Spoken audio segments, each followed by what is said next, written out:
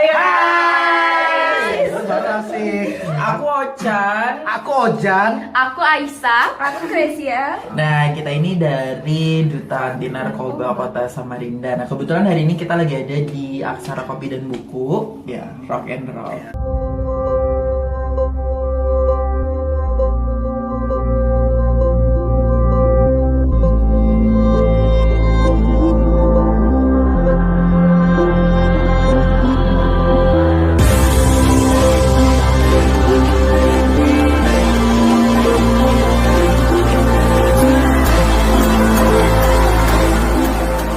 Masuk.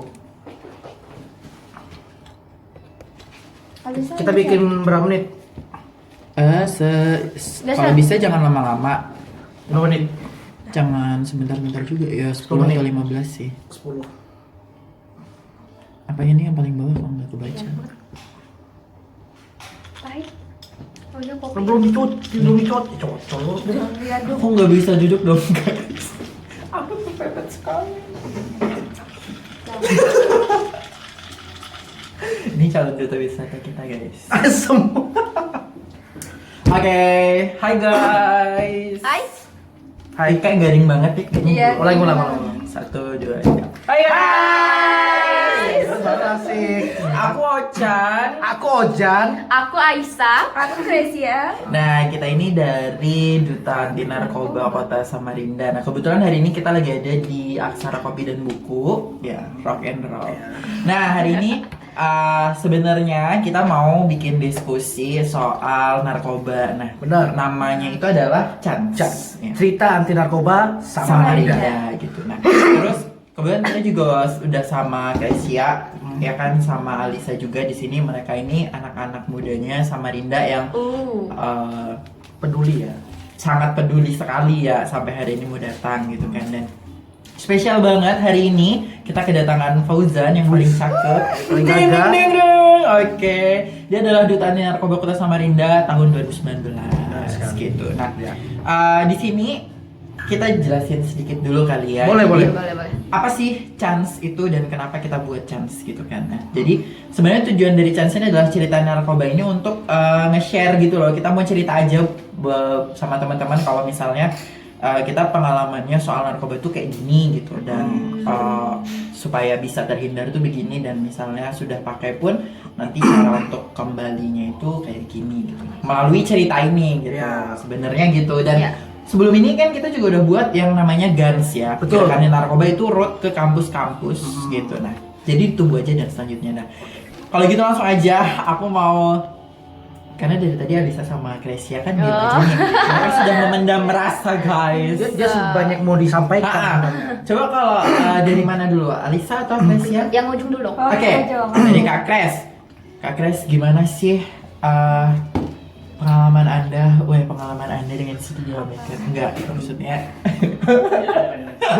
Atau ada pengalaman. maksudnya ada pengalaman pernah dengar atau gimana gitu soal narkoba dan teman-teman.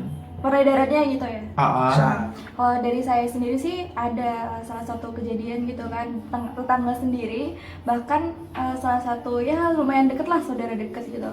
Dia tuh pengedar narkoba gitu. Dia pengedarnya ya, Wak? narkoba, Iya. Iya. Dan salah satu hal Luar biasa. ini paling penting ya, sebenarnya ada kekeliruan di sini karena mereka tuh menganggapan bahwa kurangnya ekonomi atau ekonomi yang rendah bisa ditopang dengan itu gitu, tanpa tahu apa ya penyebab kelanjutannya gitu lah ibaratnya.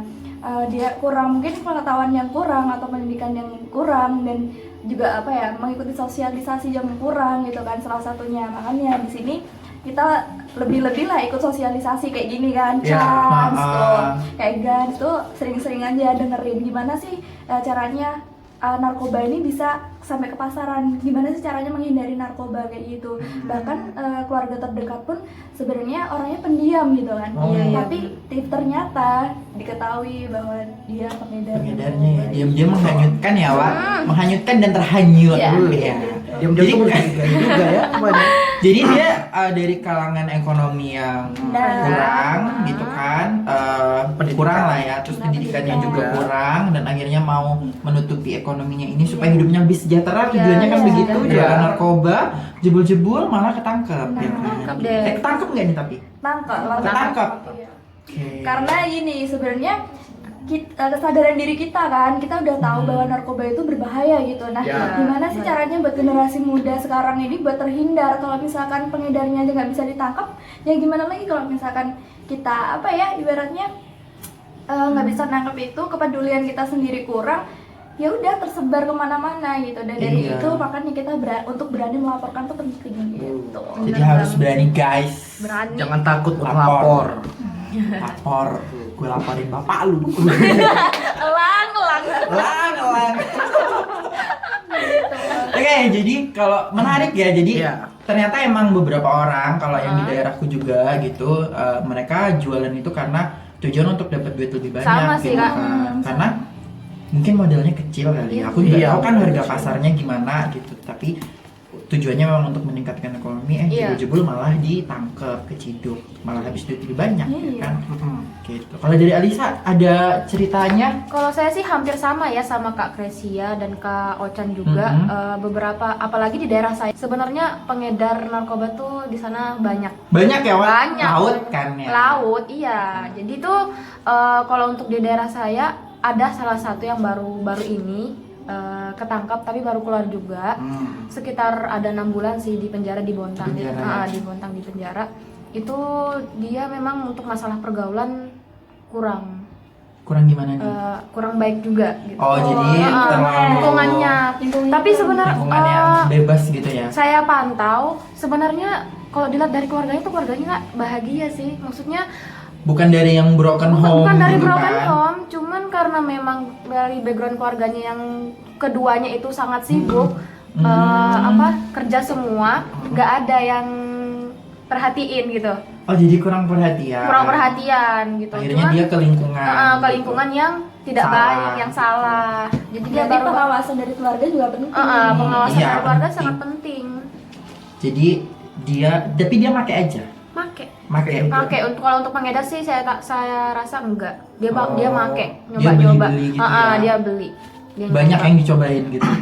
Kalau nggak salah sih cuma satu macam aja. Satu macam macam aja. aja. Berarti yang masuk di situ baru satu. Karena biasanya ya yang setahu aku juga kalau yang barang-barang kayak gini supaya lebih enak jalur keluar masuknya dari satu daerah ke daerah lain itu kan lewat laut ya. Iya. Gitu. Kalau di kapal kan kagak ada polisi yang Iya. jagat ya, kagak ada yang nilang. Wak. Makanya jadi dia tuh Kagak pengedar kayak paling di darat. banyak. Iya benar.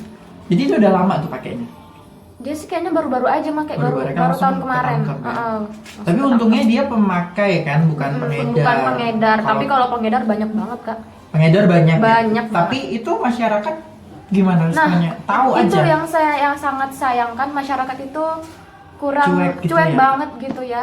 Karena memang sih yang kita sering lihat ya, karena ada masyarakat yang pengedar-pengedar gitu, pasti masyarakat atau tetangga-tetangganya takut untuk melaporkan. Ya. Karena biasanya preman-preman nggak sih Iya, yang kayak preman-preman gitu kan? iya, Kak, preman. Daripada kita dilabrak, Wak. Mending kita diam aja gitu ya kan. Nah, itu perspektif yang kita harus ubah sama masyarakat.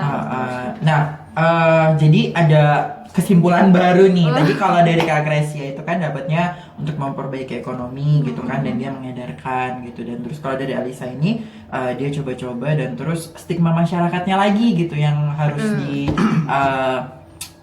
apa ya? Harus diperbaiki Harus sih. ditambahkan lagi edukasi Iya, lagi kalau misalnya pelapor ini akan dijaga gitu privasinya ya Iya. kan. Dan dukun tahu nggak sih? Soalnya kan kalau takut namanya orang-orang di kampung kan ya, Iya. siapa nih yang laporkan, wis cari di Dukun, dukun iya, gitu dicari. kan, dicari siapa yang laporkan. Padahal kan nggak tahu ya. Iya. Mungkin kita kayaknya perlu kali ya datang ke desa-desa gitu. Iya, perlu banget sih, Kak. Nah terus kalau yang aku sama Fauzan waktu itu yang pengalaman kita jalan, kita datang ke salah satu desa KKN di daerah sebut nggak ya? Nggak usah ya. Nggak usah, nggak usah, nggak usah. Nggak usah disebut. Nah, di daerah sana. Yang penting bukan penari ya. Iya bukan penari ya, desa bukan desa penari. penari. Ya. Nanti kita Kalau itu lain lagi, sudah. lilit ular putih, Pak. Jadi di sana itu kebetulan kita audiensnya itu ibu-ibu. Nah, terus ternyata di daerah sana itu apa ya? Maksudnya banyak gitu juga anak-anak muda kayak kita kan ada emaknya, ada tantenya, acilnya gitu kan. Nah, mereka tuh kayak bingung gitu loh.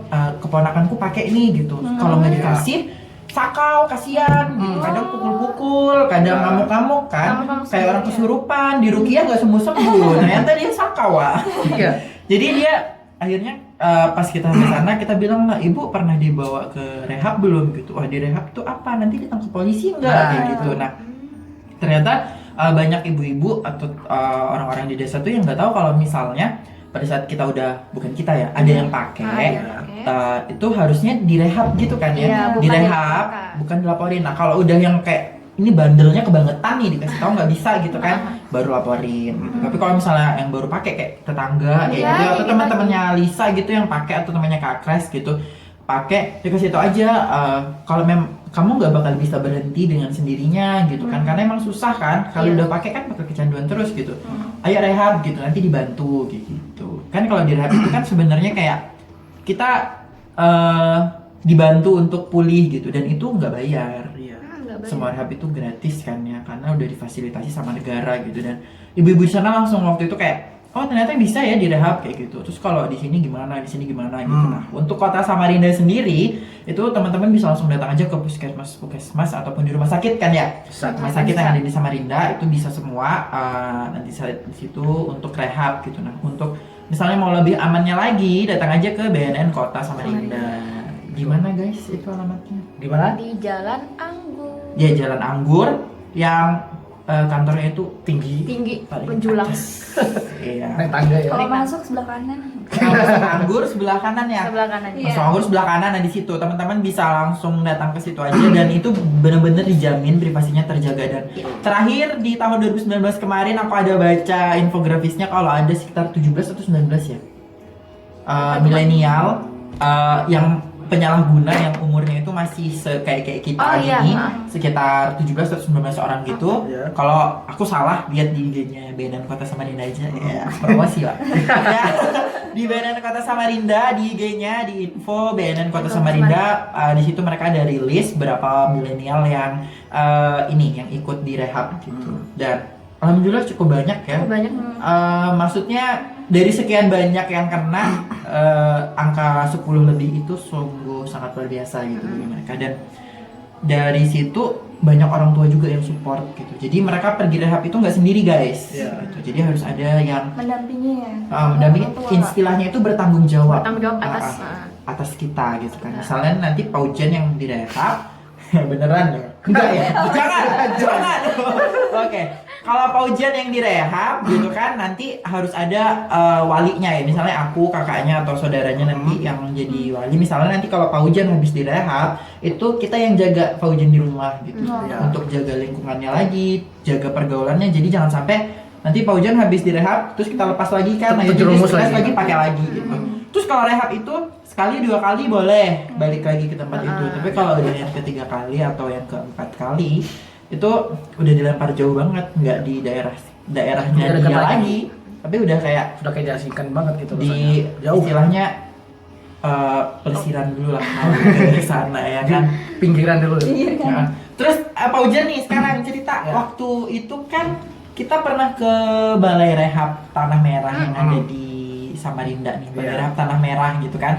Nah, kemarin di sana itu banyak banget kegiatannya, dan Paujan juga sempat lihat kan ada beberapa tempat gitu. Boleh dijelasin nggak gitu, dikasih tahu ke teman-teman misalnya nih ada yang siapa tahu ya yang nonton ini nanti ada yang pakai dan mereka takut gitu kan, untuk alurnya di Balai Rehab tuh gimana?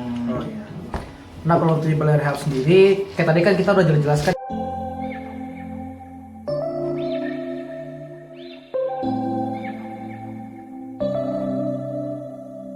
September we met, I could tell by your smile. You hadn't been with a good girl like me in a while. Yeah, you were impressed